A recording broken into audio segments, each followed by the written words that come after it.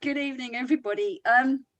Well, this is the first and hopefully the only virtual meeting for obvious reasons. But we'll be out of the pandemic next year, so that will be really good. And welcome to everybody. There are some protocols for this evening. Obviously, this is being recorded and will be on the website in due course. Please ensure, I'm sure everyone's got their name. Some people haven't got their full name. If you could display your full name, that makes it easier for everyone.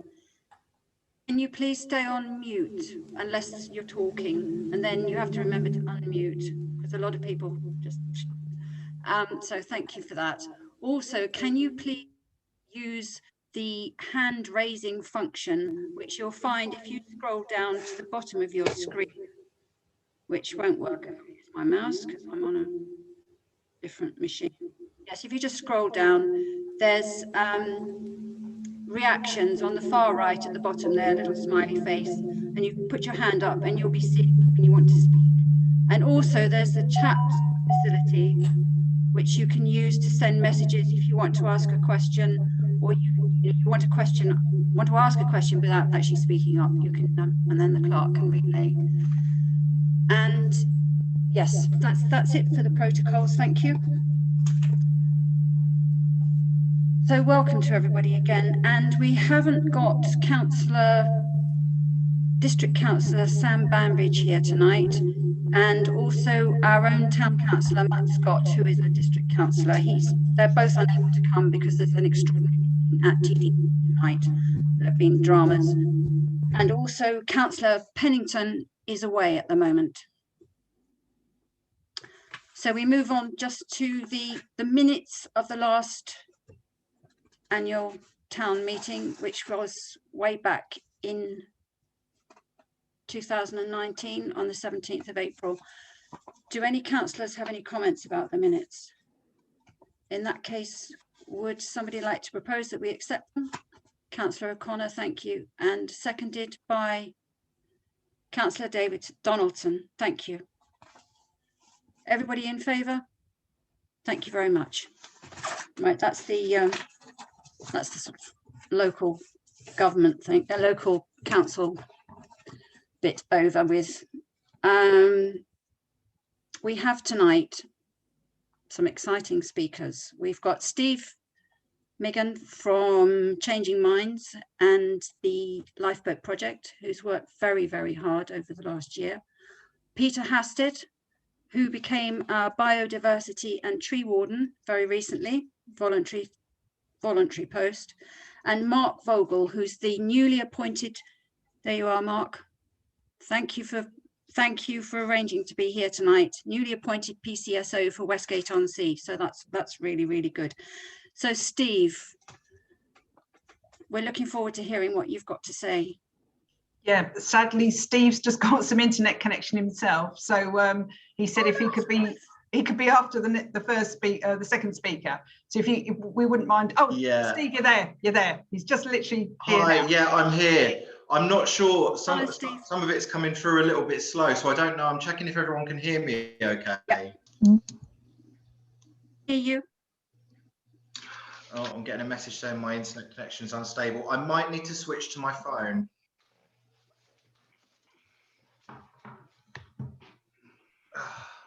We can hear you. You can hear me? Right, okay, cool. Just because I don't want to switch to my phone, because I've done a lovely PowerPoint presentation for you all. So I'll just go with it. And if you've got any problems or I cut out, then say in the chat. So yeah, thank you everyone for having me along. I really appreciate that. It's been a busy year for everyone, hasn't it? Like I'm seeing some familiar faces in here tonight, which is lovely. Roy and Kay and Ray and Chris and Jill and Chloe, and I'm sure there's a few others that I've got to meet along the way. So I'm here this evening to tell you a little bit about Changing Minds Kent, for those of you who haven't crossed my path, mine and Claire's path over here on Westgate Bay Avenue. So I have prepared for you a little PowerPoint presentation, which hopefully I'm going to be able to use my technical skills and show off. Bear with. So I should just be able to do a screen. See, I kind of skipped out the whole Zoom thing over the lockdown. This is quite new to me. How do you share your screen? Does anybody know? So it should be a button on your bottom bar. There's something on the bottom bar, Yes, is there? Yeah, next to chat should be share screen. Oh, the big green button. Thank you. Amazing. Right. Good. We will get there. Lovely. That's the one that I want to share. Perfect. Can we all see that okay? Yes, that's really clear, Steve.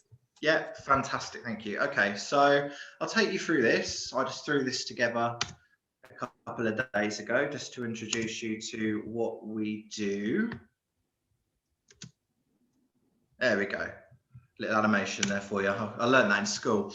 Okay, so Changing Minds Kent CIC was formed back in 2018 in response to a need to provide social inclusion activities and support to individuals in the community who may or may not be suffering from a mental health diagnosis. So one of the main things, we are a mental health charity, but we are here for everyone. We are here for anyone in the community that is suffering from loneliness, isolation, obviously a massive factor at the moment. We're here to bring people together. So even if you haven't got a diagnosis, we're here to hopefully avoid that being a thing that happens down the line. So yeah, I've just touched on that. We believe that everyone experiences poor mental health at some stage in their lives, but at the very least know somebody who does. I'm pretty sure that everyone here has come across poor mental health at some point, or knows somebody in their family or perhaps a friend who's suffered from poor mental health at some point. And we're looking to tackle the stigma. So we started originally, way before I was on the scene, about 10 years ago, over in Westbury Road. There's a little shop there. I think it's a chiropractor now. And I think it was around about 10 years ago that it was formed under Avondale Care, providing mental health, social inclusion support, similar to what we do now, but just for a small group of people who were under service. It was then decided in 2018 that we could branch out and help even more people.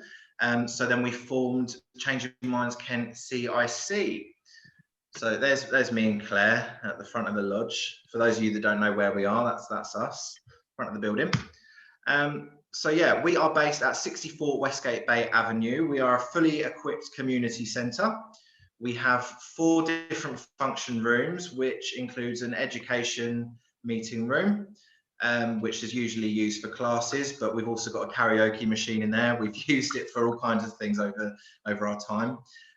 We've got a main room and community kitchen, which is available for anyone in the community to use, as long as we're open. Obviously, don't break and enter. We're not encouraging that.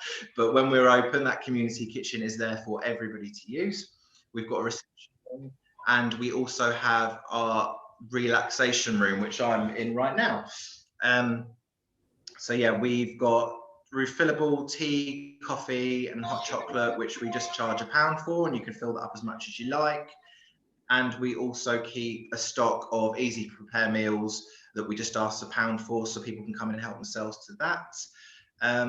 We are a little bit slow on the activities front at the moment because of with the COVID regulations and being a community centre. I've got to be very mindful of risk assessing everything and making sure that it's safe and the social distancing is being adhered to.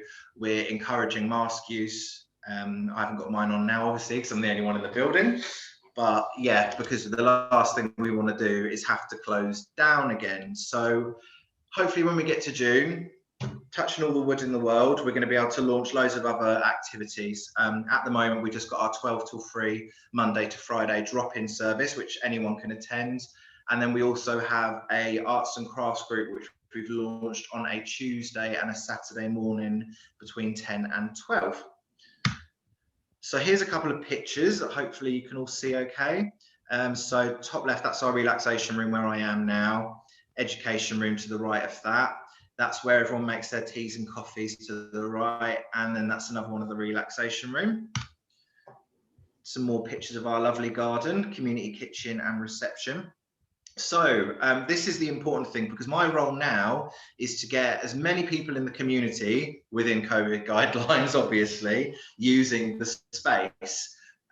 So our hire of our space is completely free to community groups. So if you run a book group or a support group or anything like that, and you're looking for a free space, then please, please, please get in touch, because it's here for all of you to use.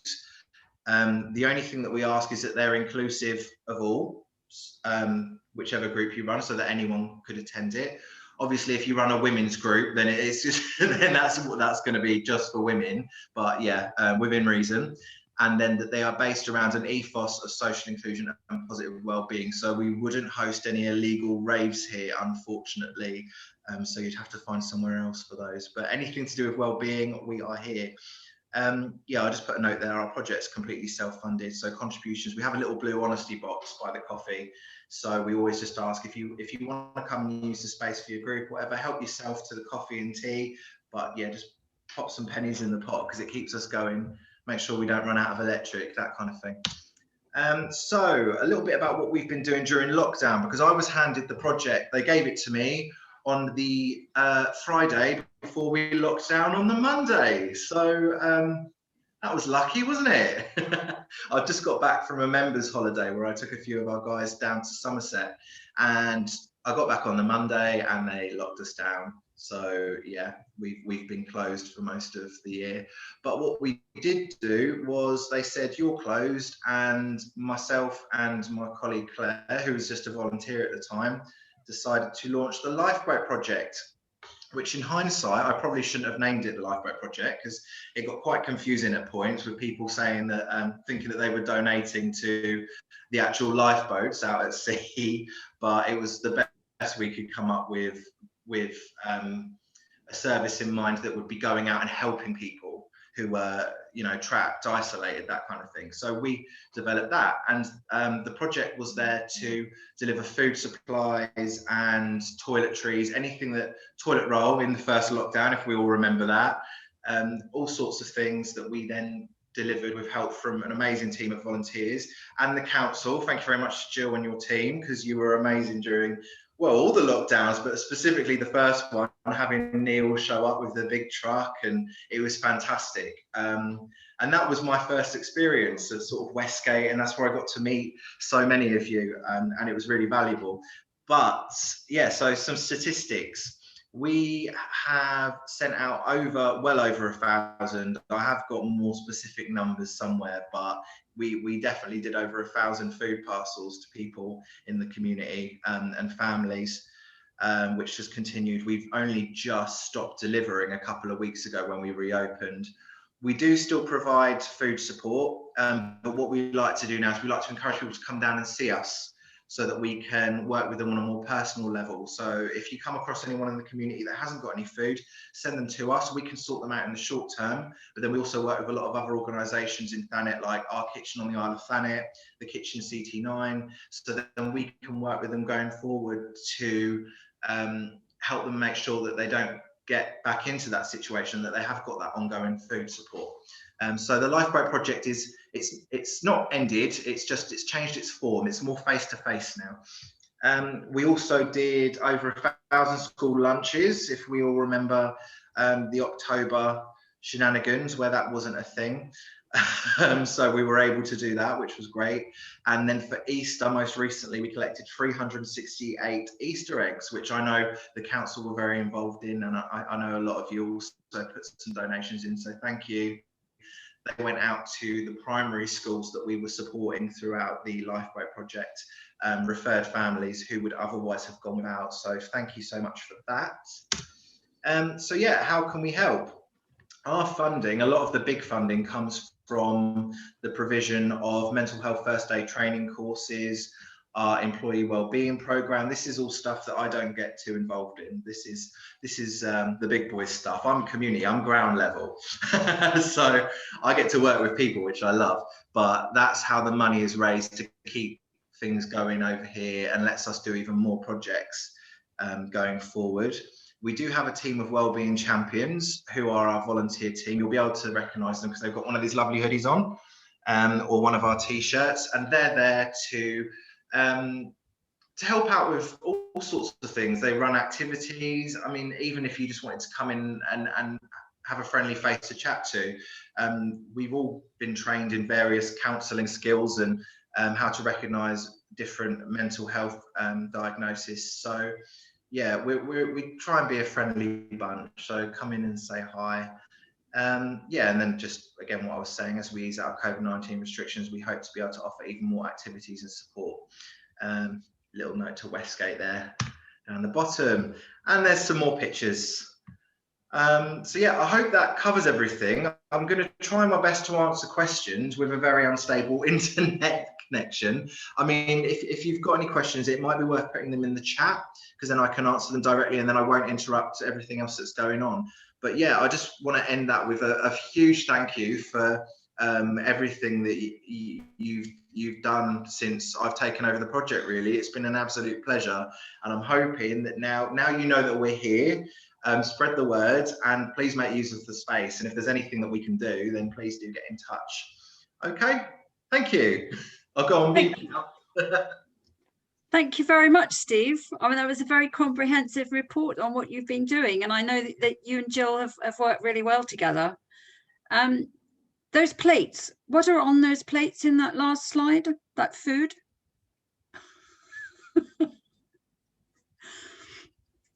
Are they they're not pancakes, are they? They look yummy, whatever they are. That's part of the cooking that you do. No, No? That's not a question I was prepared for. They're cheese omelets. Oh, lovely. Is that part of the cooking that you do? We do all sorts here. I don't know. We did some live videos over the lockdown, which if you caught, I know Lorraine saw a few of those because she was coaching us along the way. I can't cook. And this is why we've got a community kitchen, so that we can all sort of help each other. I'm hoping to learn along the way. Yeah, but we keep it relatively simple because we get a diverse range of people here. We get people come to us who, couldn't even boil an egg, but that's what the support staff are here for. But yeah, we're all learning together. That was cheese omelets. I remember that day. Yeah. Well, that's really rewarding. I mean, it's amazing that some people can't boil an egg. I love it. I have the best job in the world. I work with the best people in the world. And that's such a nice thing to be able to say. Definitely. Does anyone else have any questions? Can I ask that the building at Grenville Lodge, are you just on the ground floor? Do you just use the ground floor of Grenville Lodge, or do you have the whole building? We just have downstairs, because as I mentioned earlier, we were initially under Avondale Care before we moved away. Avondale Care now have the top 2 floors here, so they have 6 flats which are rented out to 6 of their clients, and then what they do is they then donate the bottom floor to us for us to use. So yeah, we've just got downstairs. Right, thanks. Do you have any gardening enthusiasts? I want some. Have we got any in tonight? Can I have some? Because I don't know what I'm doing. I can mow the lawn. That's about it. But yeah, that garden is there for everyone to use. So if you know anyone, don't get an allotment. Come here instead, please. Although, I mean, allotment's more for vegetables, isn't it? That looks like you could grow some really lovely flowers and... You can grow whatever you like. I don't mind. Okay, flowers, we'll put the word out. Yeah, I mean, it'd be great just to see the space getting used, especially as we move into summer. Excellent. Are there any questions from anybody else? It's quite hard to see on this tiny tablet. Yeah, sorry, could I just ask Steve, could you stop sharing now, please? Is that okay?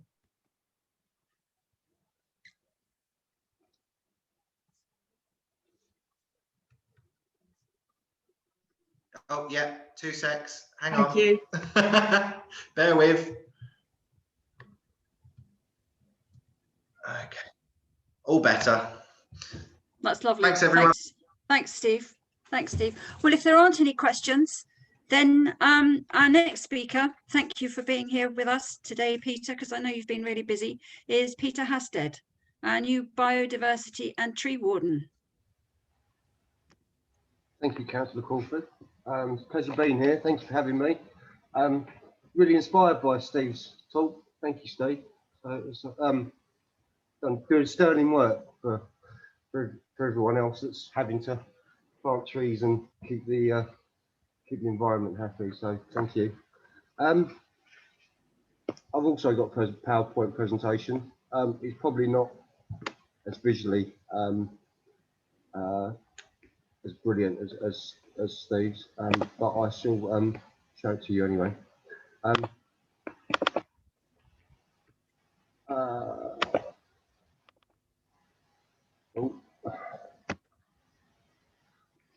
Can you see that? Yes, that's good. So I took on the role of Westgate Town Council's Tree and Biodiversity Warden, I think about 2 or 3 months ago now. Been having quite a few chats with Jill on how to develop the role. I first became a tree warden by the Kent Tree and Pond Partnership when I was at university. My soils lecturer quickly recruited me to become a tree warden for the local area. I was living over in Cliftonville at the time, so Dane Park was my hunting ground, so to speak. We've got we've got a lot of lovely champion trees in there, and a few more now as well.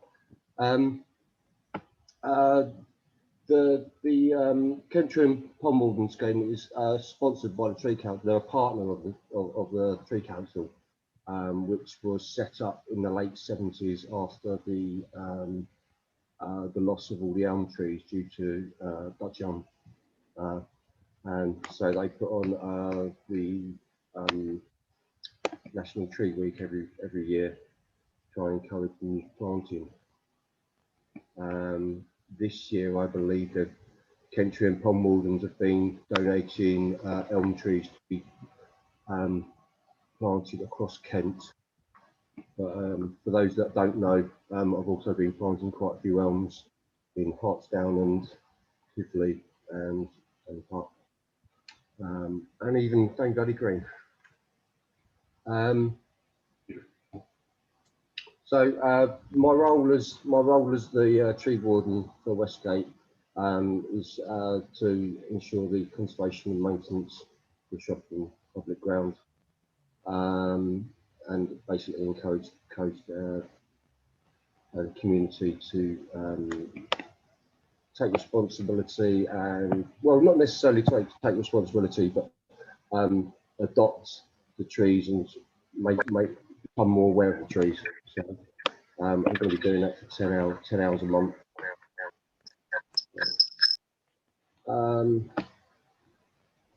I've been working closely with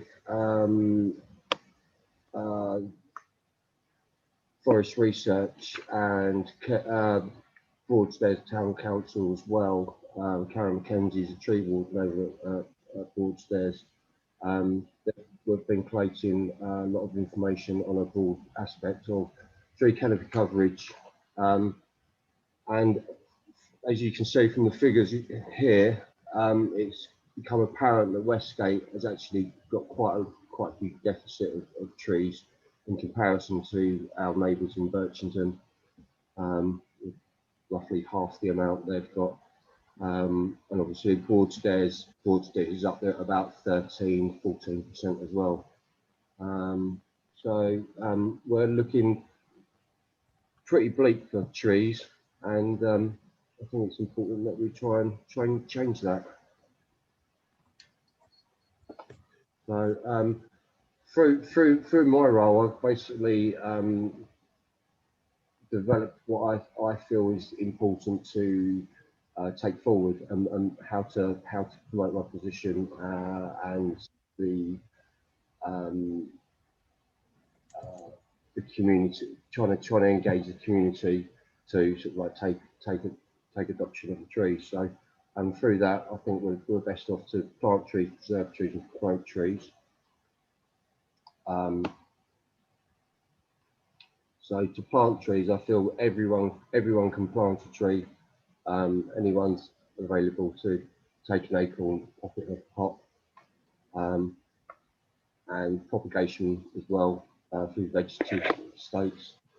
Semi-tip and hard-tipped cuttings, a little bit more technical, and you need to know a little bit more than putting a seed in a pot. But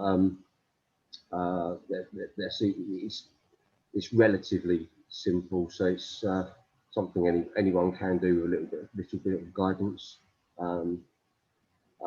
We also need to look at buying trees. Trees come in various forms, from tiny saplings from 1 year old, and you can buy a tree up to about 30 years old. So a big tree. There's also the most technical issue I've come up with recently is finding sites for trees. I've planted quite a few in the last year and a half,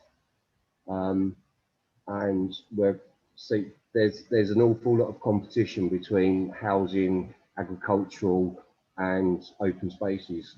It's important not to plant trees on all of our open spaces because it changes the form of what we're doing and on how the land is used. So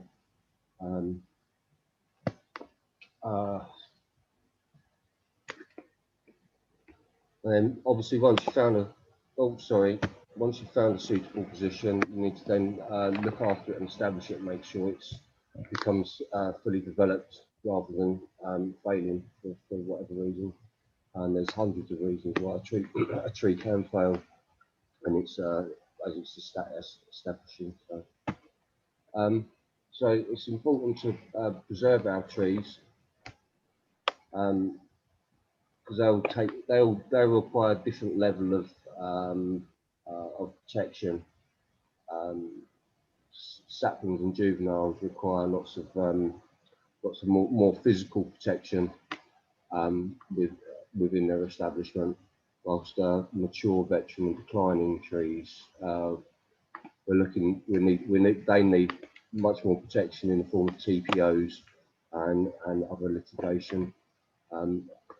There seems to be a lot of relaxing of laws recently to allow trees to be less valued, I think, when it comes to housing. A lot of trees get needlessly pulled down for development, and the casing subject that I won't go into too heavily at the moment is development over at Westwood Lodge or Hole Lane, which has had a massive reduction of trees being felled due to intervention. It's positive steps can really help make changes.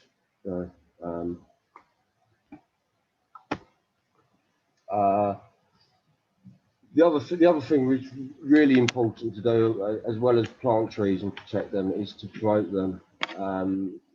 People don't understand trees, then they haven't got any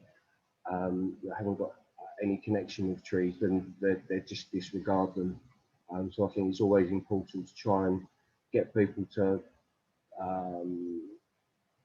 have a relationship with a tree in many different forms and ways. I remember my first trees from when I was a lad, and if they resonate with me now as I'm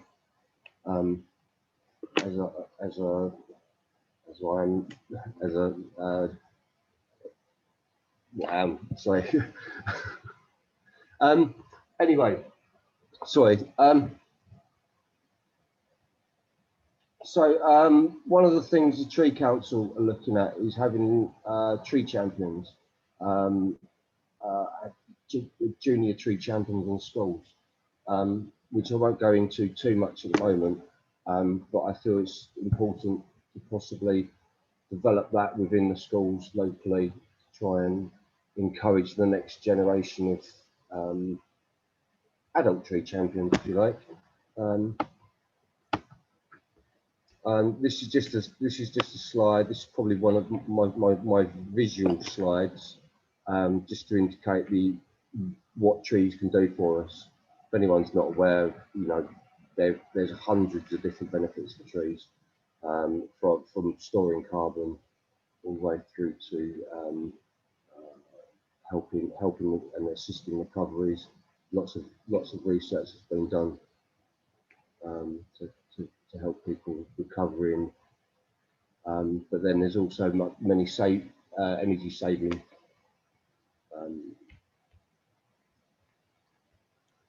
that you can do, including obviously the shading and the cooling in urban areas. The urban heat island becoming a bit of an issue. That in turn then makes people want to put their air conditioning on more. So then trees can have a cooling effect, and it has a good double effect on that. And then stormwater attenuation is a big one. It's becoming more and more prevalent these days, especially with the new development down at George Park, which I think everyone's aware of. Big subsystem that went in there. Trees implanted as well.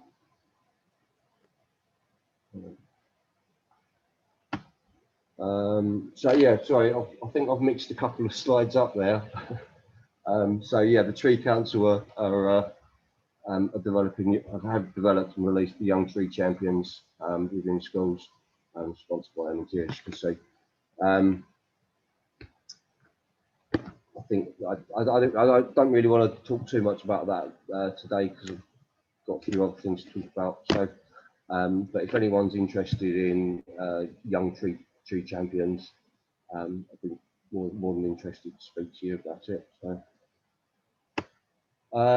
One thing I think is important is, and another aspect of becoming a tree warden here, is to try and encourage Westgate Town Council to adopt the tree charter. Tree charter has 10 principles, which really help shape local policies and support the role of trees. These policies include sustaining landscapes for rich wildlife, planting for the future, celebrating power for trees and inspiration, growing forests and opportunity and innovation. It's obviously a lot of these would really help with Westgate being in such a low tree canopy coverage. You know, we've got less than 6%, so that's a little bit higher than the centre of London, but we're still in one of the lowest areas in the UK. So done it as a whole is still quite depleted of trees. So it's really nice to try and up our tree canopy coverage by using these principles. One of the other things I'd like to propose to Tree Council is Tree Economics are a organisation that have managed to develop a formula to value trees, basically. They're basically by building a tree inventory, Westgate would be able to liaise with and work with Tree Economics to define what our tree stock is, and how much it's worth in many different aspects, including ecosystem services, air quality movement, carbon sequestration, urban cooling, and well-being. Well-being is, I think, very much underrated aspect of trees in the urban environment. So to build an inventory, I'm going to need to. It's something I can't build on my own with the limited amount of hours that I have.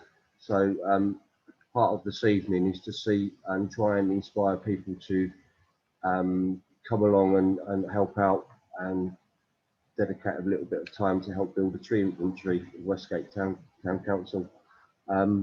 It's a bit difficult sometimes because we have lots of different ownerships, and it can be quite difficult to tell who actually owns the tree, whether it be Westgate, Thanet, or Kent County Council. So there's going to be quite a lot of work to do in that sense. But once we're able to define whose tree it is, it's relatively simple. If you know about trees, sorry, because not everyone knows what species of trees they are and the exact way to measure a tree.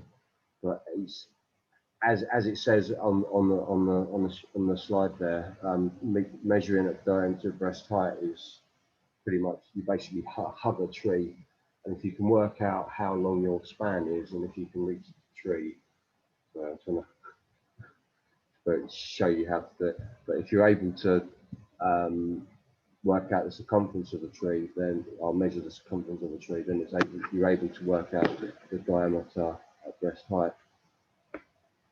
Sorry, I don't know what's happened to my slide thing. Having a rough location of the tree as well is important. There's many different apps that will do that for you now. I think everyone's adopting what 3 words. But if you're not into what 3 words, then your basic grid references will do. There's also lots of apps that will help you do that as well. iTree, which is part of the part of Tree Economics. Treezilla as well is another one. And I think there is TreeNet as well. And it's not one I use, so. So as I said before, identifying trees can be quite simple if you know what you're looking at. There's always variation in trees, and it's important to identify different characteristics through their leaves and their bark and their stems. Their form can also give a difference to how it is. So do need to get your eye in, but there are a general amount of trees that are there's our main stock of British trees that are most identifiable, and then if you're having trouble, then there's always identification apps which I tend to use as well, if I'm a little bit stuck.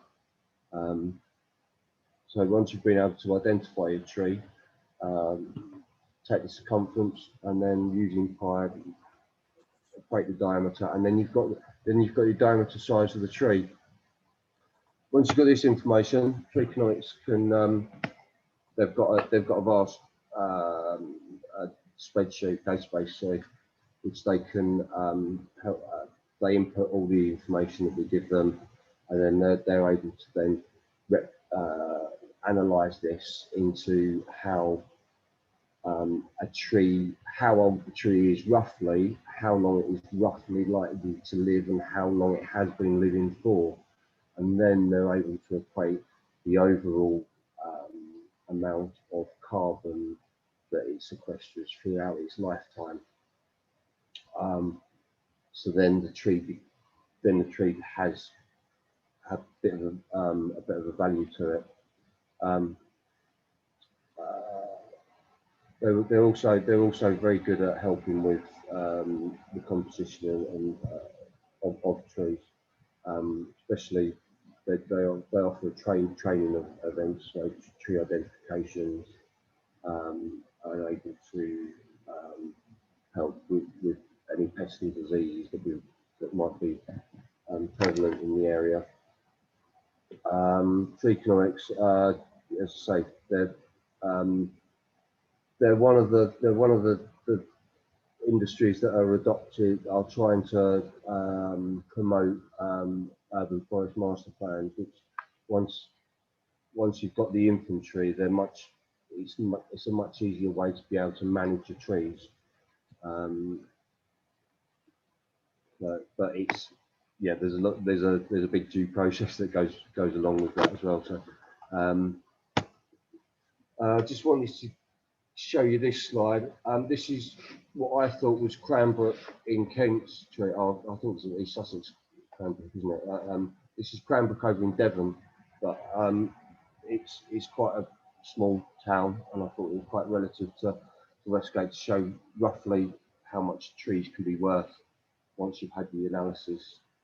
So you see the trees of Cranbrook have got a carat value of 57 million. Within that, 16,500 of that is carbon sequestration every year, and then we remove the pollution, avoid the stormwater runoff, and yeah, carbon storage as well. So that's the end of my presentation. A little bit nervous, so hope you don't mind my and everything. So if you have any questions, as I said before, please I don't know, put them in the chat. I'll speak to you at some point, some other time. So thank you very much. Thank you, Peter. I mean, contrary to what you told us at the start, that was the slides were very good, very informative. In fact, so much information. And that last slide, I mean, that will fit really well with the Prime Minister's Together for Our Planet announced. Was it today or yesterday? Very recently, anyway. They were in Summit today, weren't they? I think so. Yes, that's right. Yes, today. And the Junior Tree Champions, that's lovely. And the Force for Nature. And of course, Steve, and that, what was it? The Recover, Hope and Well-Being with the Help of Trees. Isn't that just lovely? I think it'd be really important. When Steve was saying about gardening, I think I'm guessing it's right on the junction there, so I don't know how quiet it is, but I think it would be really nice to try and develop a sensory garden through horticultural therapy potentially. That'd be amazing, Peter. I put in the chat that it'd be really good to work together going forward. So yeah, by all means, stay in touch after this. Yeah, it'd be good to set something up, because at the moment that garden's just a big blank canvas. So yeah, feel free to use it. Oh, that would be lovely. I mean, you could have pollution avoiding trees by the hedges there, and you could have like lavenders and chamomile and all sorts along your veranda. Well, we've already got a lavender bush, actually. We're quite popular for our lavender bush. A few of the local politicians have come and taken some stuff. If you want lavender, come and see me. Okay. We've just planted 200 in the sunken garden, so we're all right for lavender at the minute. Thanks. Okay. But I mean, Steve, you could do cuttings and really, I mean, that's very rewarding. You know, growing seeds, rooting cuttings. Does anybody have any questions for Peter? There's adopting trees, tree charter. No questions? If anyone wants to contact me later on to discuss it in any more detail, I'm more than happy to take some Thanks, time. Peter. How would you like people to contact you? Through the town council? Yes, if they can. Sorry, I've just come back on screen. I've just seen how dark it is. It's gotten dark in my eyes since I started talking, so I do apologise. Yeah, if they can direct it through Jill, and then we can make contact if need be. So, but I'm keen to do some tree walks as well. I was keen to do some tree walks in the winter, come spring, but we're at spring now, and I've just haven't got any time. So maybe come the summer, I'll try and develop a tree walk for Westgate. Once everything's out in full leaf, it'll be much easier. Thanks. Would anyone be interested in taking a tree walk or having a tree talk? Show of hands. I have several people that come to the lodge on a regular basis that would absolutely love that. And then what we can always do is we can always offer refreshments at the end. Perfect. It's a brilliant idea. Cheers, Steve. Yeah. No worries. Does anybody else have anything they would like to ask Peter? Okay, thank you again, Peter. Thank you. And our next speaker is Mark Vogel, the new PCSO. Hello, Mark.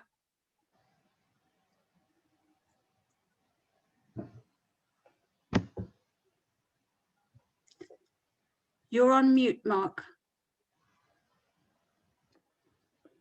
That's it. I'm not now. No. Good. Hi, everybody. Hello. Yeah, my name's Mark. I'm the new police community support officer.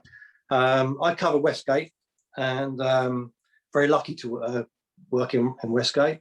It's a lovely place. I also do cover Garlinge and all the way down to Westbrook. So I've got quite a large area. If I can just tell you what I do on a daily basis, I haven't done a presentation or a PowerPoint presentation, mainly because I haven't been in the job that long. I only started last year. I was an engineer for 37 years. Unfortunately got made redundant and decided this was the new role for me, because I've always wanted to work with the public and engage with people and help out in the community as much as I can. So this is my new role for the rest of my career, hopefully.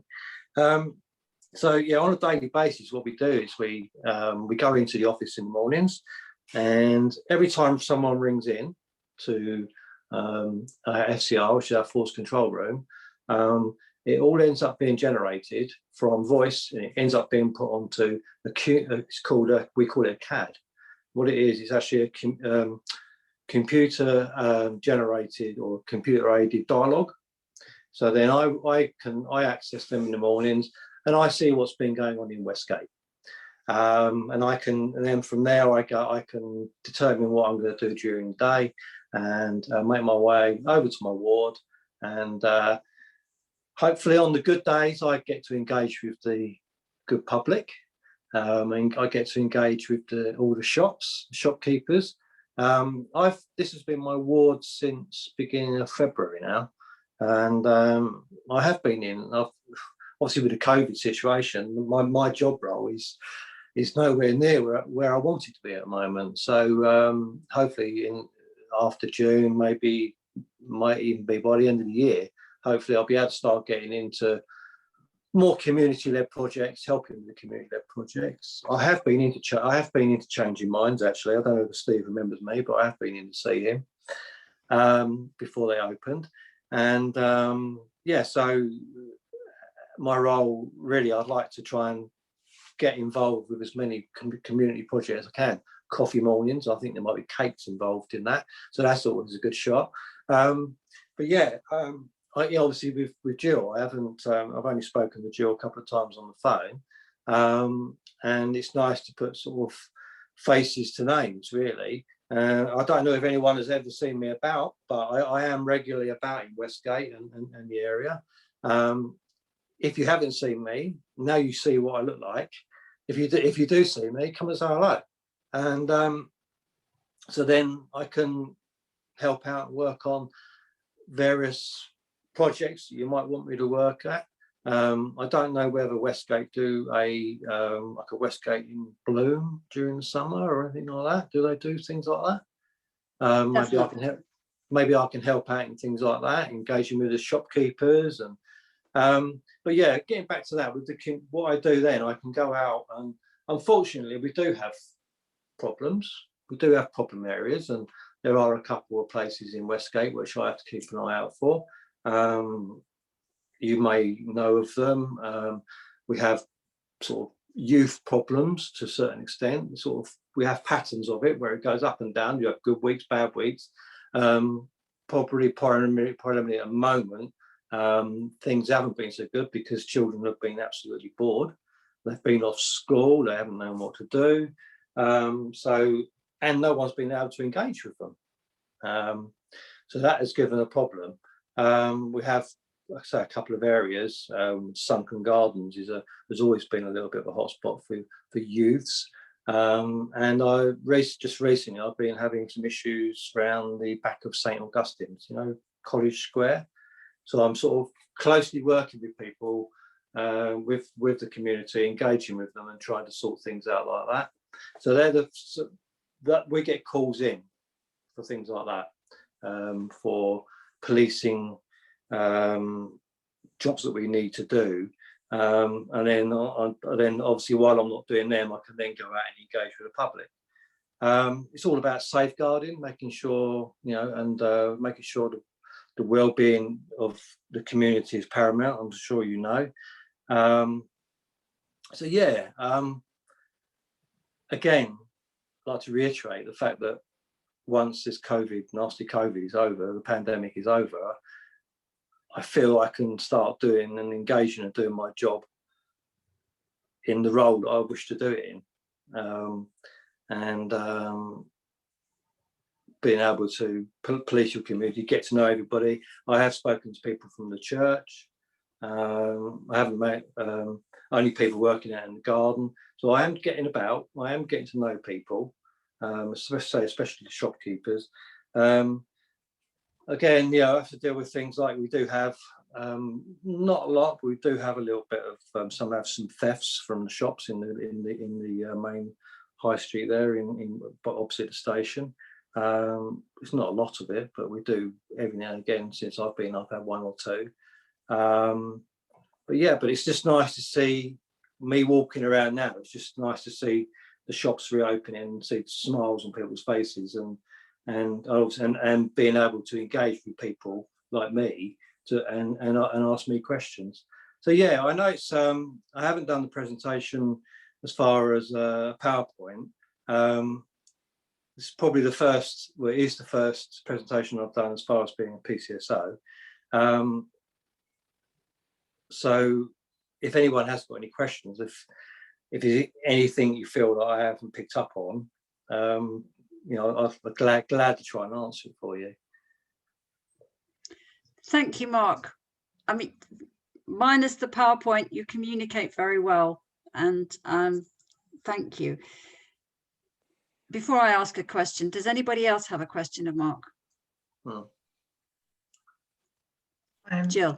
Thank you. Hello, Mark. It's nice to Jill. put a face to your name, and thank you so much for taking time this evening, because I know you've had a busy You're very day. welcome. I do appreciate it. I've had a busy day. As you can see, I'm working from home tonight. Oh, that's okay.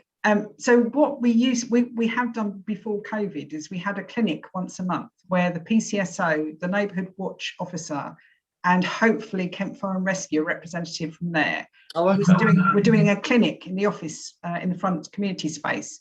So when time allows, and we hopefully over these restrictions, I just wondered if that's be something you would be interested in being involved.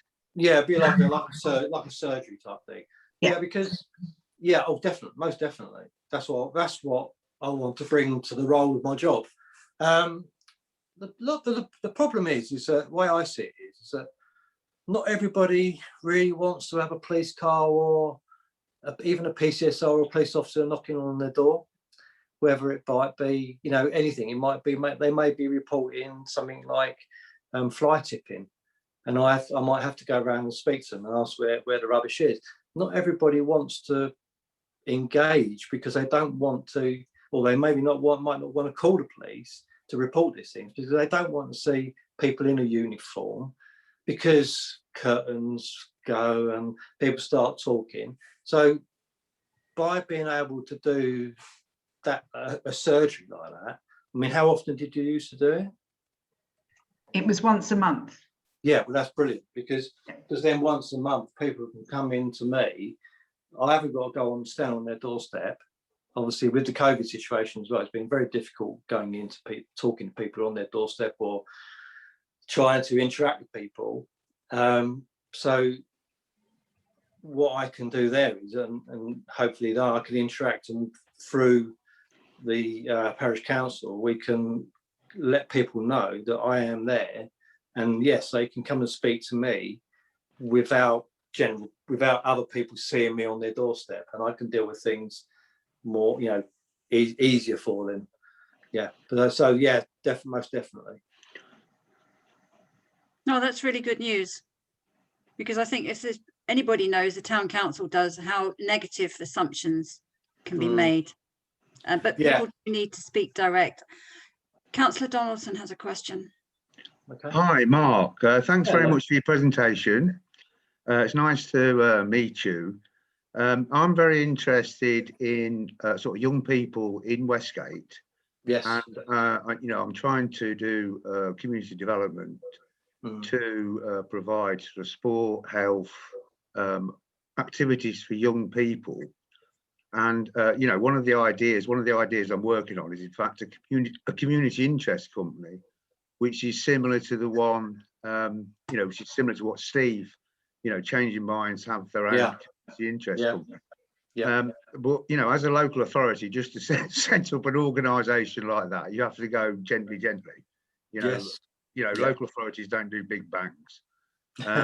But unfortunately, the Business Forum, which is also a new sort of Westgate Town Council initiative, they want to actually form, you know, a community interest company as well. So that gives me something to play with.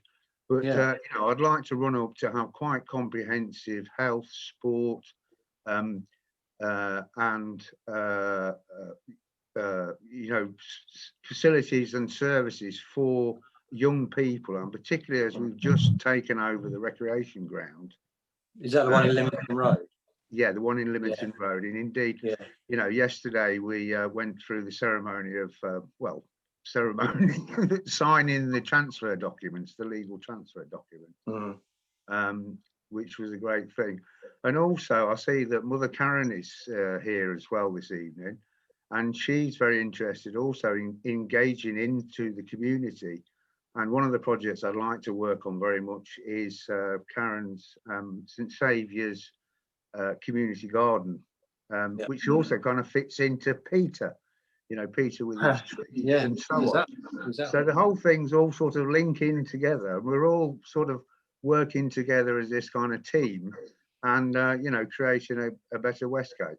So anyway, it's very nice to meet you, Mark. And, so will you be able to contact, if I let you speak to Jill, maybe Jill can pass on my email address to you. Oh, absolutely. To anybody that wants it, my false email. And then once these things, you start working on these things and things start to sort of sprout as such, I can come and get engaged with these sort of things. Yes. Yeah, super. Smash it. Yeah. Okay. And welcome to the team. Thank you very much.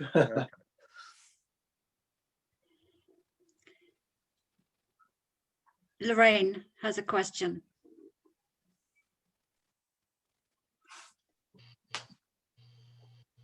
Hello, can you hear me? Hello, Yes. I can hear you. Hello. Hello, Mark. Nice to meet you. Maybe for the next Westgate magazine, which the town council provide, which has a nice piece in, you need to pick one up, has a nice piece in about Westgate in bloom and everything. Where can I pick one up from? From town council. Right, okay. Maybe it would be a nice idea, because I'm quite actively involved in this town, and I wasn't really aware that we'd got a new PCSO until sort of last week. You know, it might be nice if you did an introductory in the next magazine or something, for people to be more aware that you're about. Yeah, can I put my face in there? You need to speak to our chair about that.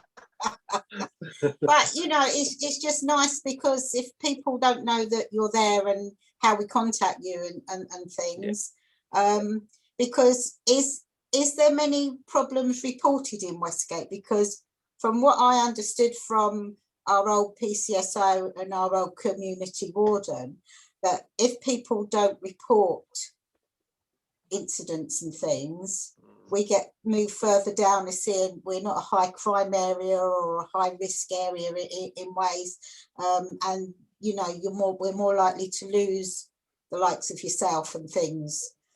because they see that you're more likely to be needed, maybe. It's not stigma, but you know, Millmead or other places. Yeah, I honestly say I don't know that. I mean, I haven't been told that.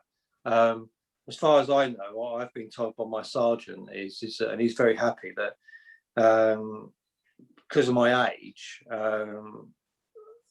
he's hoping to leave me right through to my retirement in Westgate area. Yeah. Because my sergeant's his wording to me was that we get a lot of PCSOs that come into the job, and a lot of them may be using it. Maybe it might be a bit of a stepping stone for them to go into as a PC role, police officer role, and it does happen. I'm not gonna lie, it does happen, and which is probably why you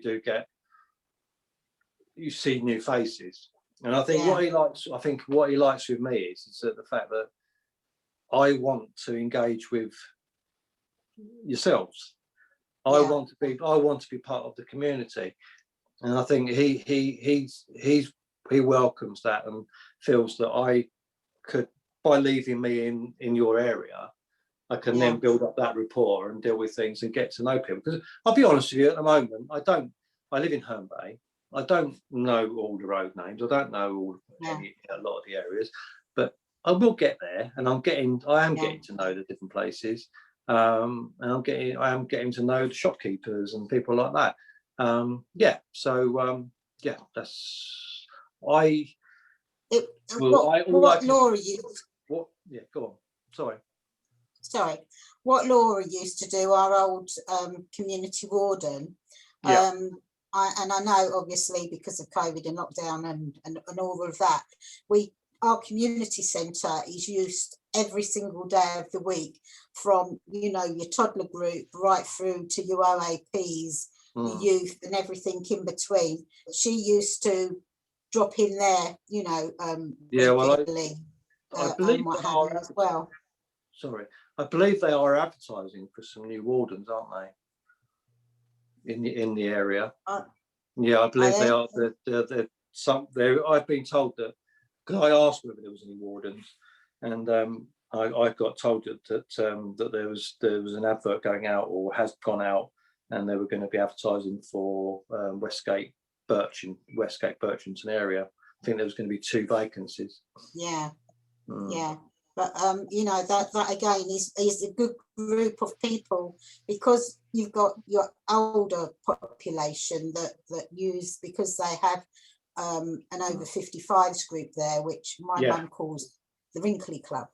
My mum attends, and because a lot of those sorts of people aren't so network and, you know, PC around the computers and things, and you know, there's again people that see things and what have you, of what's going on. So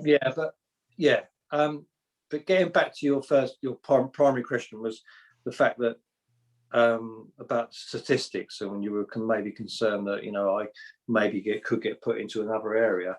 I don't know. That would not happen.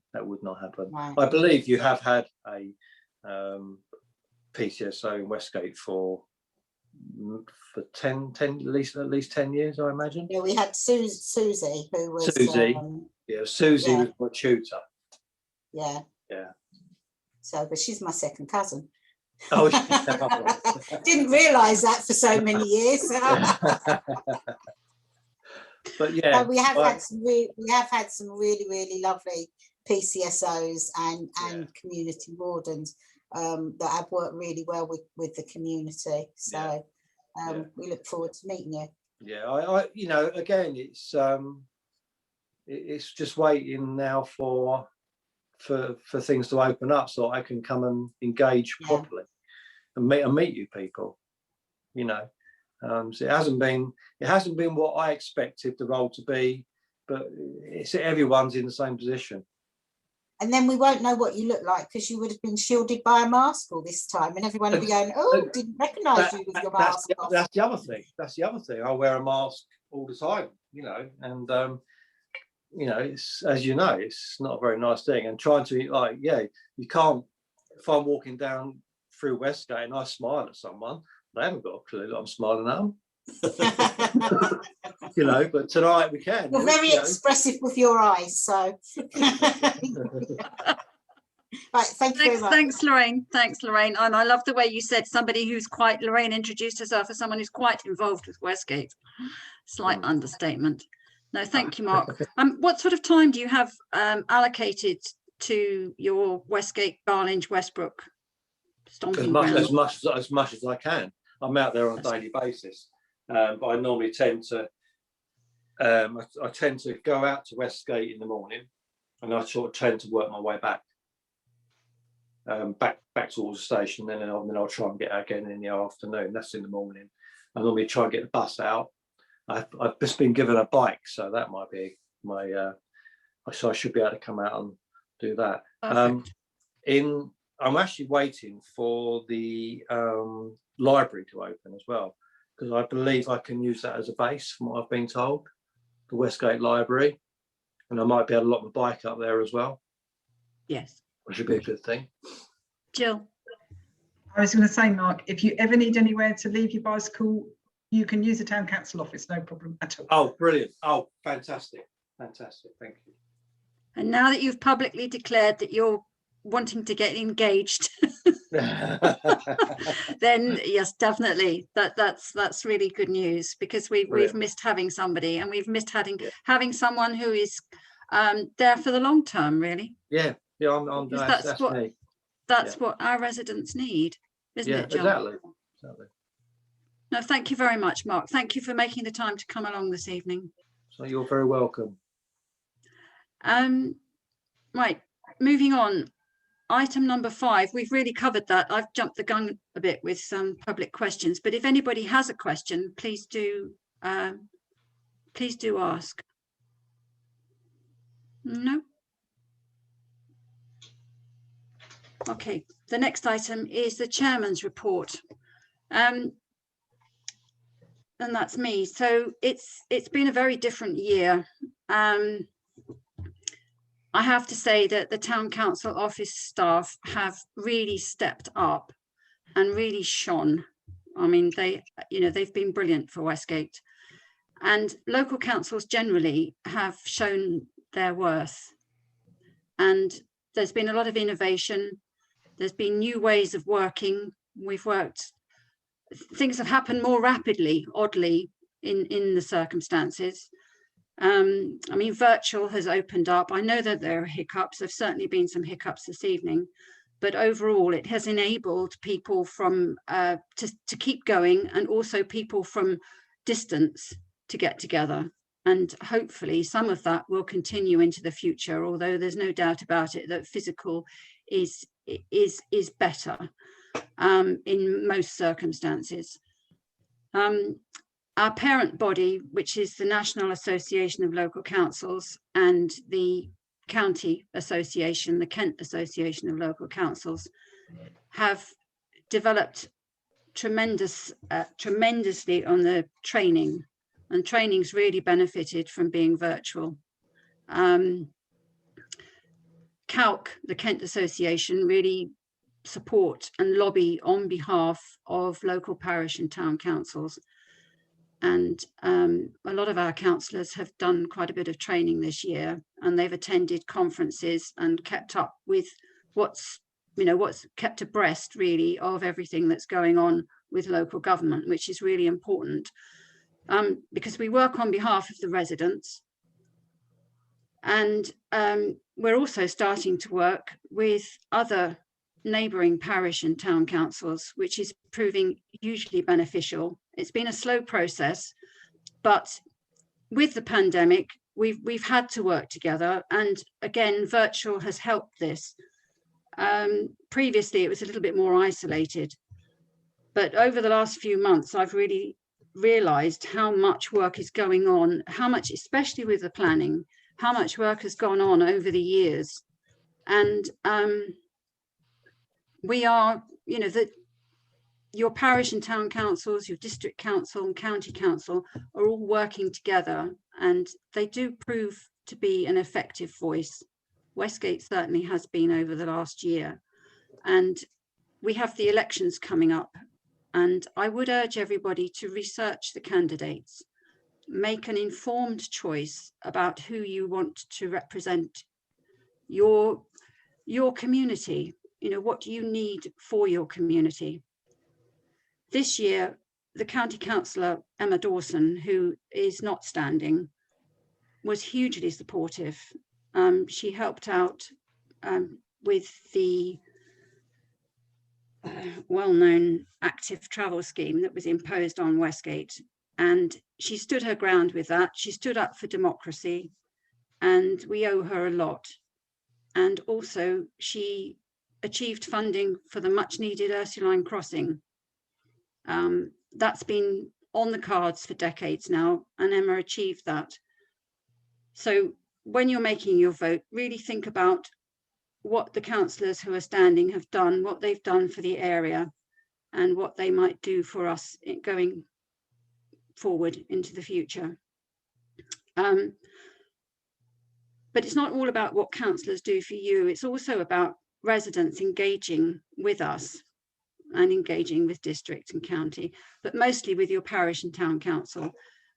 We don't just do for you, it's about doing together. And our awards tonight show that.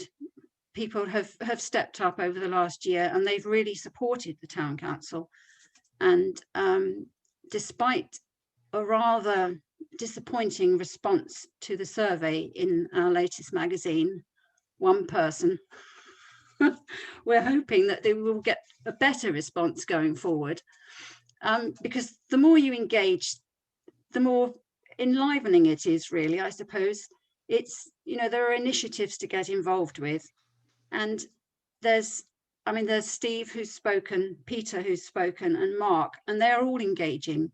And as Councillor Donaldson said, they're all linked together. I mean, Steve and Peter and Mark with young people, and also older generations, all generations mixed together. And some, although we're going to go on to the awards, there are a couple of people I'd like to mention. Bet Francis, she has knitted for England over the last year. She has produced so many poppies, and she's done a lot of work for the hospice. She's made hearts, and we had some old broom ends, you know, mop heads that were of no use, apart from the fact that she used the fabric for stuffing. So she's very inventive. And also Joan Palmer, I've communicated with her, and she's in her 80s, and she's come up with some very good ideas and has been a huge support in the background to Mike Wiseman. And through her, there's been quite a lot of funding received, hasn't there, Jill? Yes. Yes, there has. Right. So all in all, it would be really good if the community could support the town council, find out what we're about, come and speak to us, come to the meetings, and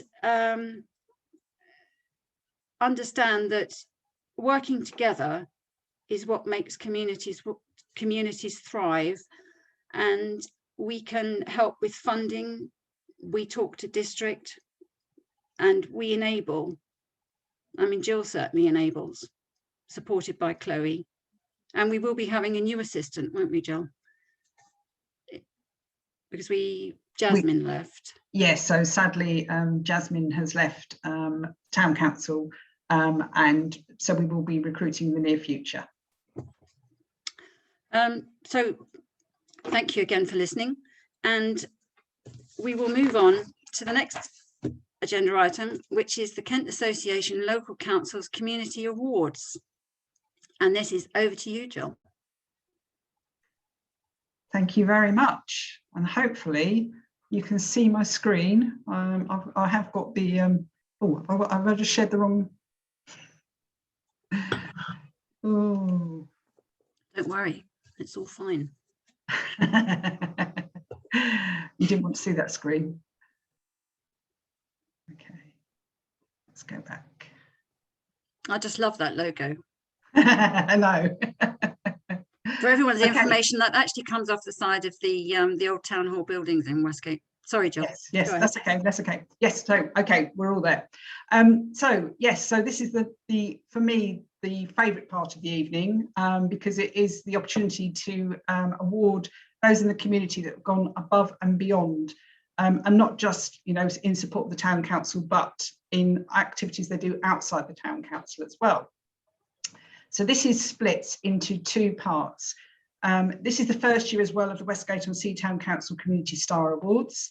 And I'd say this is to recognise hard work, dedication and the contribution that people have made to the town and its residents. This year, we wanted to recognise those who've gone above and beyond as well, supporting residents who were shielding during the COVID-19 pandemic. And the first part of the awards is through the Kent Association of Local Councils Community Award Scheme. And the Town Council has pleasure in presenting 2 CALC Community Award certificates. And these certificates are an acknowledgement of the hard work given by volunteers to support and improve their local area. And we have awarded that this year to Mike Wiseman and Phil Toghill, who sadly aren't here this evening, but they will be getting their certificates. And this was awarded for environmental and social wellbeing heroes that they are, initiating and delivering projects to improve our historic coastline attractions, providing restful contemplation, exercise and social interaction for the benefits of residents and visitors. And this is a nice certificate they'll get, that's signed by the CALC chairman and the High Sheriff of Kent, as well as the chairman of CALC. So those will be on their way to Phil and Mike. And basically they were nominated for this award because the work that they've done in upgrading the shelter on the cliff top at St Mildred's Bay and the sun deck shelter at West Bay. So I'm sure everybody's had an opportunity to go and look at that fantastic workmanship. So moving on to the Community Star Awards. Our first 2 awards are for Lorraine and Richard. I don't think they need an introduction. They both volunteer individually and together for the town. And I have to say, for me personally as well, they are a huge support. They both had the idea for the first ever Scarecrow Festival in the town last year in July, which was fantastic. Richard kindly helped to reset the computers donated for the Computers for Schools scheme that we initiated. He also helps to weed, dig and plant for a number of the Westgate and Bloom project sites. And his woodwork skills are always put to good use. He recently made a wonderful train for our train station's 150th anniversary. And of course, he always works on the poppies for the Paint the Town Poppy Red project. So all those projects are fantastic for the town. Lorraine is the founder of the Community Spirit Craft Group, and she's been very busy fundraising this year. She smashed her own target of £600 for a new defibrillator cabinet. So we haven't got 1, but we've got 3 outdoor heated cabinets and a new defibrillator for the town. 1 defibrillator was donated by the Thanet Community First Responders. And I've got an update for that this evening. The actual cabinets are going to be installed tomorrow. So the defibrillator cabinets will all be out on the sites tomorrow. So that's fantastic. As well as organising the Poppies for Remembrance Sunday, Lorraine also has been busy sewing and has made hundreds of scrubs, face masks, ear protectors for NHS staff and frontline workers during the pandemic. So thank you to Lorraine and Richard, and that award is well justified. Thank you. The next 2 are Ray and Christina. I know they're here this evening, and it's lovely to see you both, even though it's virtual. And again, I want to give out my personal thanks to both of them because they were a huge support last year when the COVID pandemic hit. They were 2 of the first to volunteer. They went out of their way to deliver food and prescription to shielding residents. They were invaluable to the town council on days when we were receiving 20 to 30 different requests for support, shopping and prescriptions. Of course, their support for the town hasn't started with the COVID-19 pandemic. They've always been on hand to help set up and clear up the town events, regularly litter picking, and have helped out with the gardening for Westgate and Bloom projects as well. They've definitely been out on a Sunday morning watering last summer, which we thoroughly enjoyed.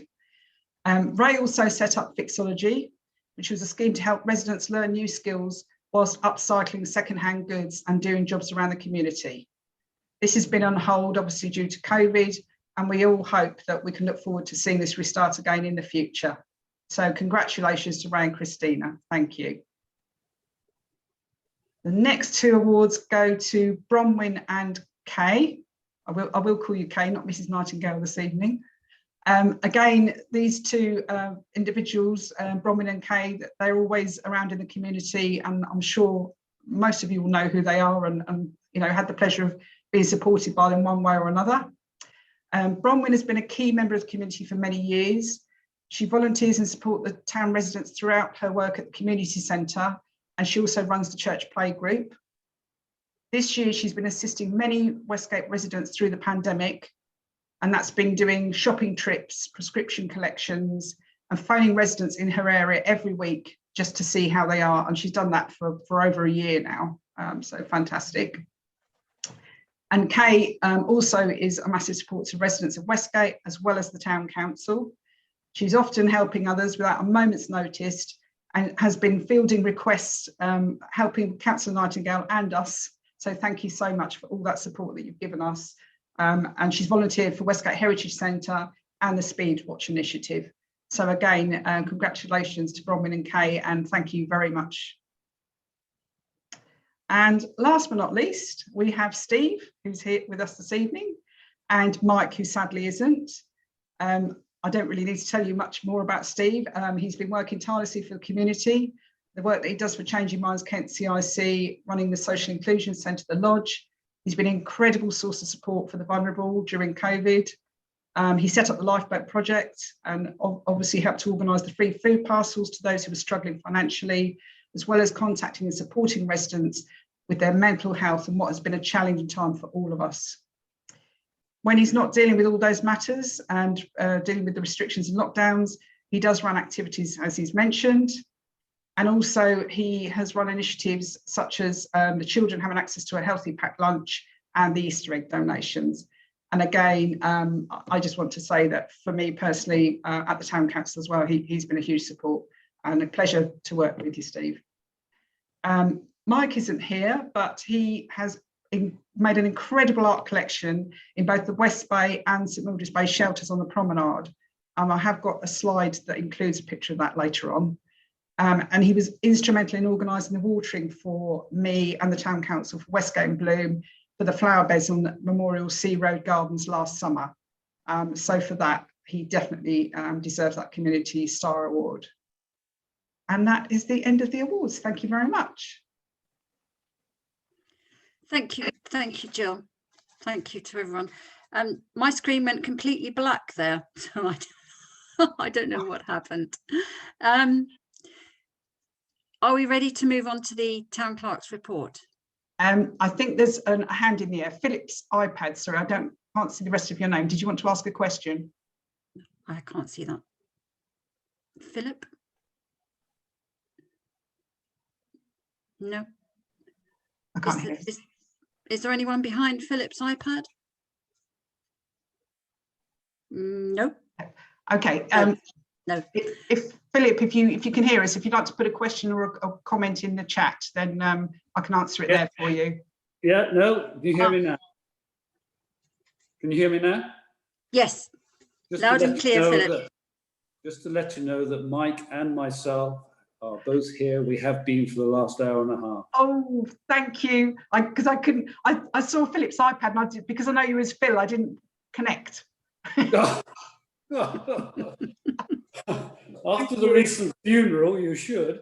Thank you so much, and I'm glad that you were able to join us, and hopefully you've heard all that, and thank you both so much for all that you do for Westgate. It's so appreciated.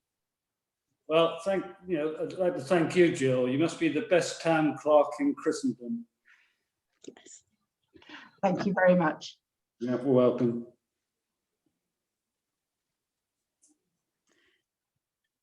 Are there any comments from anyone else?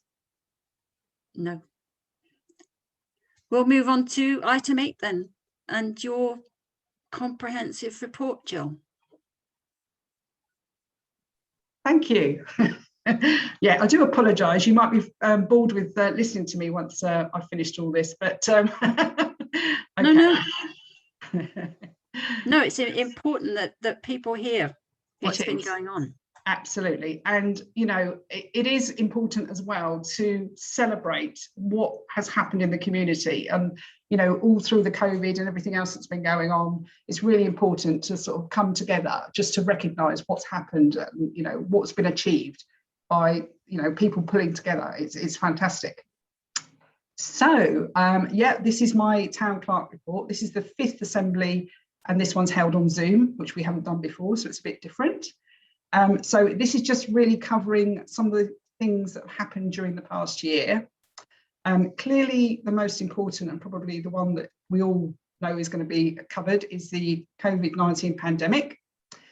So I just want to talk a bit about the town council response, along with a team of amazing volunteers, our GP surgery, local churches, town chemists, local businesses and charities. We've worked hard to support Westgate residents through the COVID-19 pandemic. That was organised by myself in early March 2020, seems a long time ago now. A team of volunteers was set up to deliver food and medicine to those classed as vulnerable by the government. The requests to volunteer were overwhelming at the start and really showed what strong community spirit Westgate on Sea has. And apologies to Lorraine for stealing your slogan. This service is still running now. We are actually scaling down now. We are still dealing with some prescriptions, but that will come to an end at the end of May, because obviously now the restrictions are relaxing. We've also worked closely with our then community warden, Laura Bungard, and the mental health and wellbeing provider at Changing Minds Kent CIC, Steve. And we supported residents in lots of ways. This ranged from friendly phone calls, helping to deal with isolation, to referring those to struggling financially and needing food donations. So below you'll see is a chart which hopefully gives you a breakdown of support the Town Council has provided since March 2020. In total, we provided 1,396 individual acts of support for those in our community. And I would add that, because we did start at the beginning with really, strict logs, people were keeping logs that were volunteering. So we haven't got obviously all the logs, but that from all the data we have, that's what we've found. And then we came out, Chloe did me a nice pie chart. So it sort of breaks it down for you in lots of lovely colours. And you'll see obviously bills and banking, collection of food bank donations, friendly phone calls, referrals, post and shopping, and prescriptions obviously as well. So that's just a nice visual. Okay, moving on. So with the prescriptions, we worked in conjunction with the Westgate Doctor's Surgery and 2 chemists, which is Paydens and Boots. We agreed to help deliver prescriptions to those who were shielded in the community. Requests for delivery came from residents and the chemists. And requests were collected and delivered daily by our volunteers, and we did include Garlinge and Westbrook. Since March 2020, we've delivered over 740 individual prescriptions. This means on average, one of our volunteers, councillors or town council staff have delivered 2 prescriptions every day for the last year. On our busiest day, we delivered medication to 20 different residents. And by far our busiest month was April 2020, when we handled a total of 224 requests. And I think those that were involved at the beginning can remember me sort of staggering out of one of the chemists with about 3 or 4 carrier bags of medication at once. Okay, so with the shopping requests, in the early weeks, obviously the major supermarkets struggled to keep up with the new demand for home deliveries. So this meant a lot of our residents who were shielding were unable to get their essential shopping. So we stepped in to offer a shopping delivery service. Volunteers working in pairs would visit a local resident to pick up their list and then complete their shopping for them. We were very fortunate to have a network of small businesses who rallied to support our local community. Since March 2020, we've completed over 350 shopping trips for residents. We've collected numerous food donations, which have been passed on to the Lifeboat project run by Changing Minds, and they provided food and essential items to those struggling financially or in isolation. So again, fantastic teamwork. So breaking it down into the sort of other parts, we've got the friendly phone call. So during the first few months of the pandemic, we were inundated with calls for information and support. And after a time, it became clear that some residents who were isolating just wanted a friendly chat. Along with the prescription and shopping delivery service, we set up the scheme to arrange friendly phone calls to those who needed it. Since March 2020, we have made and received nearly 200 calls. Some of our amazing volunteers went above and beyond when helping Westgate residents. This has included getting to and from hospital appointments, walking people's dogs, or even doing some gardening. So that's nice. As well as shopping, volunteers also have helped residents when they wanted to post payment for their bills. It could be birthday cards for loved ones, or simply items that they wanted to return. The council's also offered advice to some residents on how to set up their online banking and also access to pay their bills. In the last year, the Town Council has helped to refer residents to other services as well where we couldn't directly support people. For instance, Changing Minds, again, the Lifeboat project for the food donations. We've been able to answer questions on the lockdown restrictions for people who were confused and provided a comprehensive list of local businesses that were open during lockdown with their contact information. And some of them actually did deliveries, which has been fantastic for some residents. So during the pandemic, we worked with Changing Minds. We worked with Westgate Doctor Surgery, Hayden's and Boots Chemist, Ramsgate Town Council. We actually went to them once a week and collected food that they collected from Ashford. So we brought it back to Westgate for the Westgate residents. And also Westgate businesses who obviously have been a huge support to a lot in the community. So I just want to take this opportunity to say thank you to everybody that we work with, and you've helped us support the Westgate residents and the wider community. So leaving COVID behind, I'm sure a lot of you will recognise these pictures. The Scarecrow Festival Trail that we had last year, which Lorraine's and Richard's brainchild. The Westgate Day event was sadly cancelled last year because of COVID. So instead, Lorraine set up the Scarecrow Festival for the first time and organised this, and I was very pleased to support this.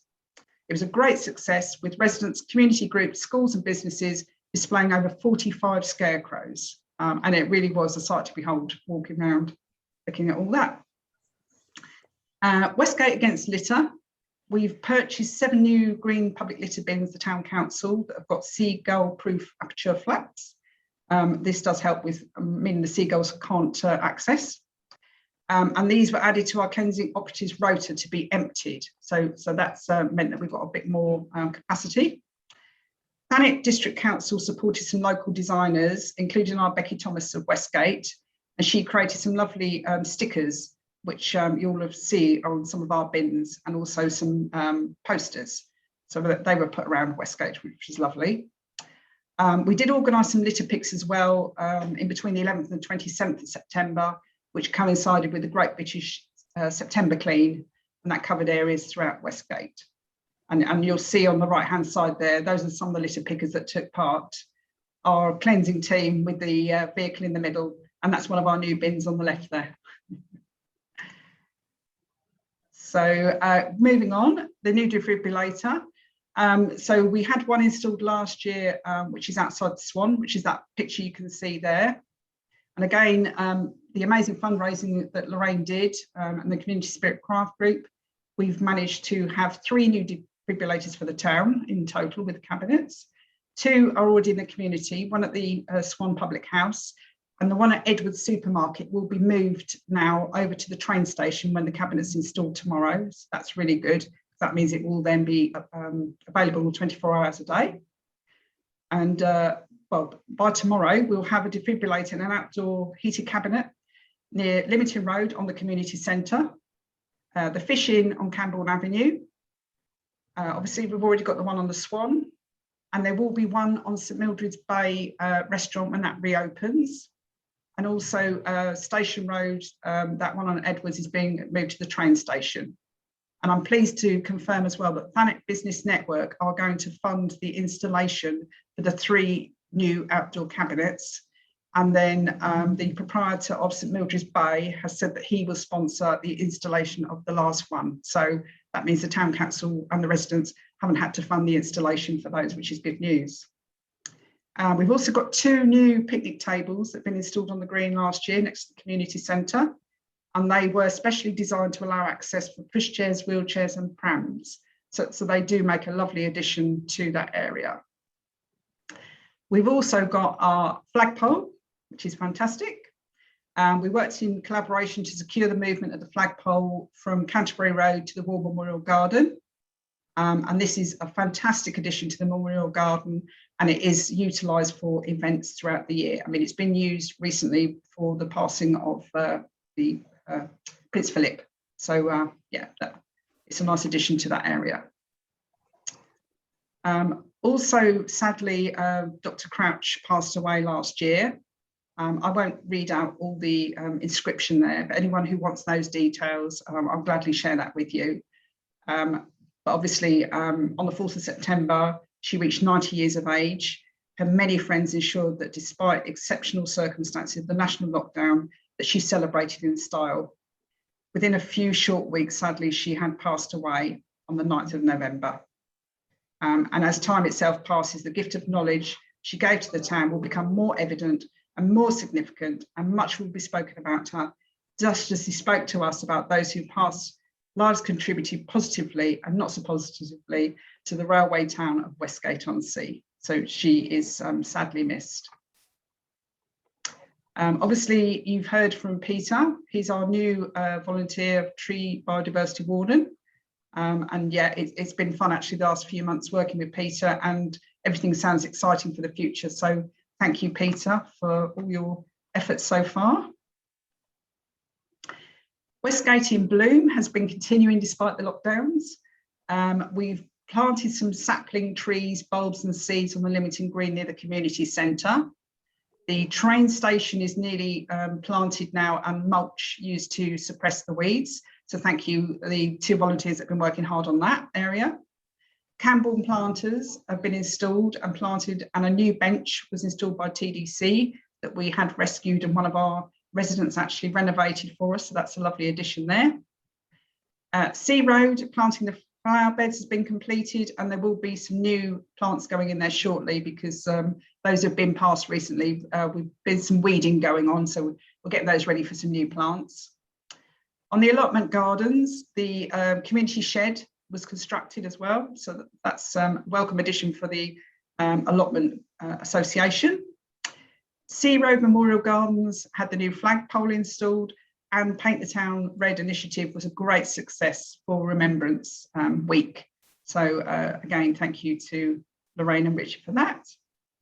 And the remedial works to the shelter on Sea Road that Mike and Phil have undertaken. That's a fantastic achievement, and you know, very welcomed. So thank you to everybody that's been involved in that. Moving on, in the office, we've got our TerraCycle that we've still been trying to send away during COVID. People are still leaving the donations, so please do continue. And obviously the funds that we raise go towards Hunger UK, Food Bank UK and many more. And so far over 20,000 units have been collected. So thank you to everybody that's donating to that. Obviously, the proposed housing development for 2,000 homes on the land south of Westgate and Garlinge has been widely spoken about. The Town Council has continued to work with neighbouring parishes and groups in relation to the proposed development, and the following actions have been undertaken this last year. We've continued to research if the law can be challenged in respect to the building on agricultural land and the numbers quoted in the Thanet local plan. Responded to and opposed the outline hybrid application for the provision of up to 2,000 residential units on land south of Westgate and Garlinge, and this was submitted to TDC as consultees. We secured the services of a planning consultant to provide expertise for consultation responses, sought support from our local MP, Sir Roger Gale, and corresponded as well as meeting virtually. And the Town Council met with KCC to discuss the major road network fund project to improve the existing road network, which is needed regardless of the proposed housing development. You'll be glad to know one last slide. So other services initiatives this year, the cleansing service that the operatives provide has continued throughout all the lockdowns. The business forum was launched virtually. Speed watch sessions were conducted between lockdowns and they've just recommenced. We helped secure funding on behalf of community groups through Kent County Council members scheme. Funded the cost of the materials for the renovation works on the larger shelter at Westgate. Facilitated the donation of computers and laptops from the community for a local school. Produced and distributed a quarterly town council magazine and managed the allotment garden site. And I did promise you a picture. So if you look, hopefully you can see it, the artwork that's in one of the shelters, that's the Westgate. It's fantastic. And again, Mike's been leaving little boards for people to just, you know, take away and paint or draw whatever they want to. And if you get an opportunity, you haven't been, it's really something to see. And on the right hand side is this new wall that they've created, Phil and Mike. And obviously they did the balustrades before that. So this now makes it a nice ramp that people can actually access that top of the shelter. And that's our allotment gardens, looking very tidy in the top photo. And that's my report. Thank you very much. Thank you, Jill. And absolutely. And that's all during a year when we were, you know, lockdown and having a pandemic, or under a pandemic rather. With those first slides, I've got to say that none of them could possibly convey the stress of organising and executing the help that was given by the town clerk and the officers and the volunteers to the people of the residents of Westgate-on-Sea who were vulnerable, older people, people who didn't know what to do, people who just needed basic advice. They were there, and it was almost 24/7, I think. So those slides are the best of a very stressful time. And did you say 224 in one day, Jill? Deliveries? Yes. Yes. I mean, just think of that. That's a huge number of deliveries in one day for a small town council to provide for the community. So hopefully people will think about joining us, joining in and supporting. And then as you get to know us, also thinking about standing at the next election, because it's important. It's important for everyone to have that link with local government who can speak up for you. Does anybody have any questions to ask Jill? No? No questions. In that case, the item number 10, the consultation opportunities. And Councillor Donaldson has his hand raised. Sorry, Councillor Donaldson. Hi, Jill. Well, thank you very much for your presentation, and also for your very hard work that you've achieved over last year and previous years. You really are a stalwart for the council. You've been very supportive to me personally, and also I think all the other councillors. And I think since I joined the council in May 2019, I think the council itself has moved, into a new kind of paradigm, and we are so much more professional. We work together better as a team, and I think your influence and all your hard work. The quality of our meetings is outstanding, and the quality of our meetings is outstanding because of all the preparation that you put into it behind the scenes that nobody really sees. And I think we all ought to give you a real thank you. And the great achievement that we did yesterday, which was to transfer the recreation ground from Thanet District Council to Westgate Town Council. I know the amount of work that you personally put into that, and thank you very much. And I'm going to put you forward to NALC, the National Association of Local Councils, as Councillor of the Year. That's it. Well done, Jill.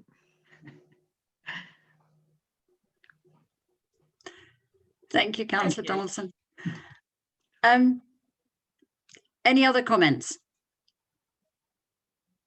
In that case, we will move on to the consultation. Sorry, and looking. Lorraine's got a hand up. Ah, this is, I'm so sorry, it's this alternate machine. It's a device rather, it's tiny. Go ahead. That's fine. Thank you, Joanna. Can I just say a couple of people who also need thanking that haven't been mentioned today from my craft group are really talented Anne Walker, who did all our postbox toppers for the first Christmas and for the Easter toppers. She did them all on her own. And her husband, Peter, who helps her put them out.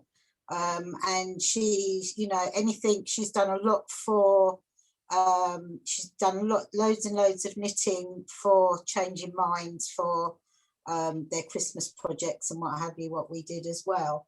Also, Westgate's posties. We have some fantastic postmen in Westgate, and during COVID, everyone got out on my side of town, I know personally, had a little note put through their door saying, if you need anything posted, just put a little note in your window and I'll collect it. Well, our postie Keith, unfortunately, about 3 months ago, he caught COVID. And in the last, when there was about 10 postmen caught COVID. And he's still quite poorly. He's got long-term COVID now. He spent quite a while in hospital. He is out of hospital now, but you know, he really, really supported our community. So I'd like to give Keith a little mention because he's well loved over here. And there's this grumpy man called Mr. Gray, who, no matter what, he's painted the town council offices, he's helped lay the carpets, he's been there on events. And I do think our Mr. James Gray also needs a good thank you, as well as along with his lovely wife, who's our town clerk. So I'd like to make sure James gets a good thank you. Thank you very much. I'll stop now. Well said, Lorraine. Thank you. Does anyone else have a hand up? Can anyone see a yellow hand up anywhere? No. All right then. Jill, over to you again. Thank you. Okay, so we're on to the last presentation of the evening, you'll be pleased to know. Okay, so we're down to item 10, which is the consultation opportunities and looking forward. Hopefully, if you've had your Town Council magazine, there was one consultation in there, which Councillor Corfers mentioned. We have had one response. If you haven't had a chance to respond, or you haven't got a copy of the magazine, please do get in contact with us, or if you have got time, just complete it for me. It's really easy. It's just about the capital projects that the Town Council has managed to create a list and what we want to achieve this year. So it's just a short survey in the April issue of the magazine, and it's just to gauge the opinion from the community on the priorities for this coming year. And it's our capital spend projects. And say, if you want a copy of it, please do get in contact and I'll gladly share that with you if you haven't got the magazine. As Councillor Donaldson said, yesterday we've signed the title transfers, which have winged their way to the solicitors. So it should complete next week, I'm told. There is no reason now, everything's in place. So we'll be putting something on the website and hopefully do a press release, because it seems like a long time that we've been working on this. So fantastic achievement for Westgate. So we will be consulting with you in the coming months on ideas for improvements. So anyone, you know, could be there with a child, you know, it could be a teenager, it could be somebody that walks their dog. All ideas are welcomed and we would love you to get in contact with us. So please do bear that in mind. As soon as the transfer is completed, obviously we'll be getting the preparations ready for the marking the football pitches. And if, say, anyone wants to get involved with any work, because what we'd like to do is get this renovated quickly so that we can actually use it for people to use as toilets and showers. So I will be putting out a call out for maybe tradespeople, anyone that's got an hour to spare that you know, doesn't mind with a broom or a paintbrush, all hands will make light work. So obviously COVID restrictions permitting, that's what we'll be doing very soon.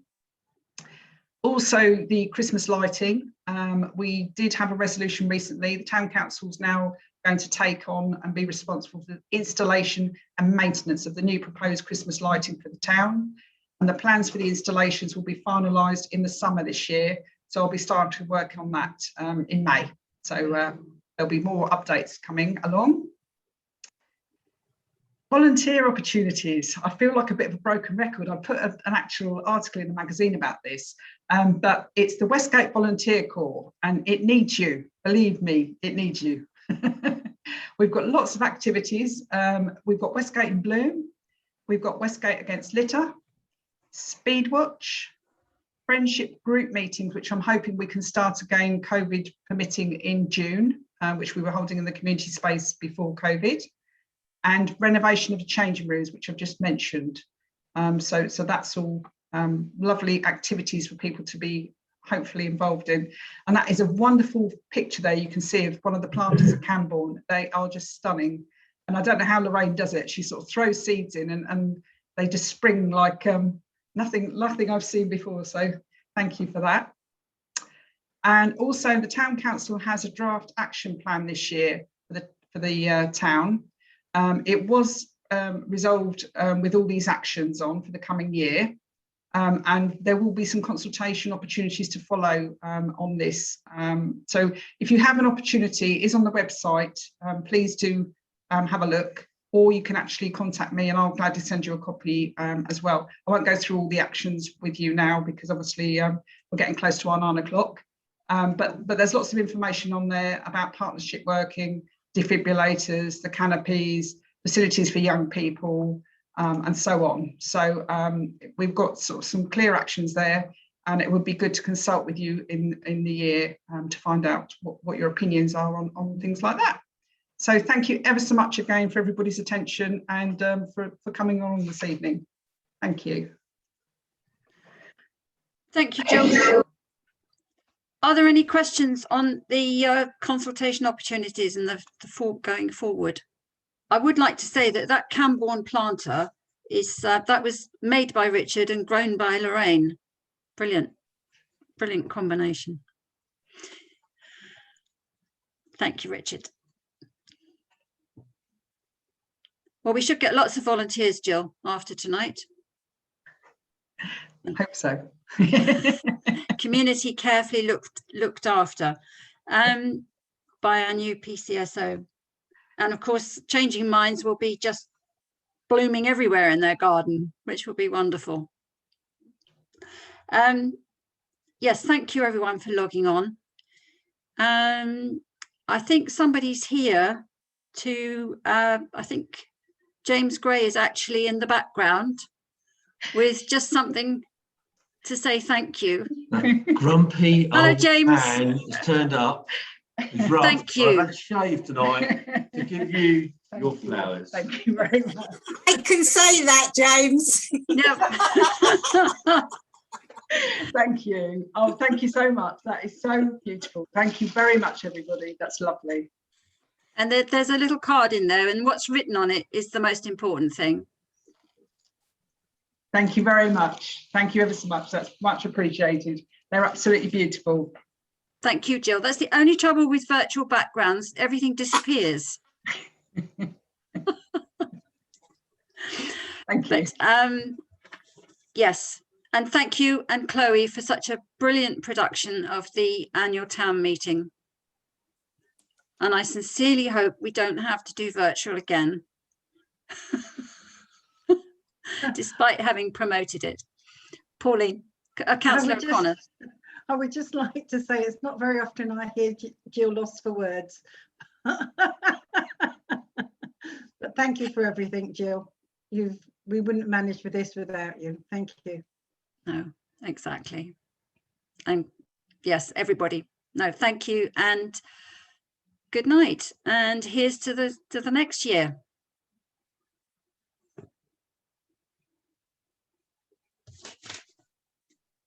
Thank you.